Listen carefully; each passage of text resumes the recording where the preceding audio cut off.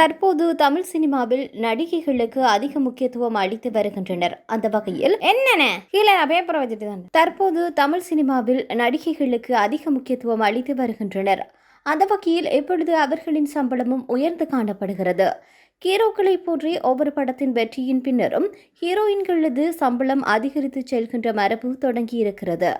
இந்த வரிசையில் தற்போது முன்னணி நடிகைகளில் சம்பள விவரங்கள் வெளியாகியுள்ளது.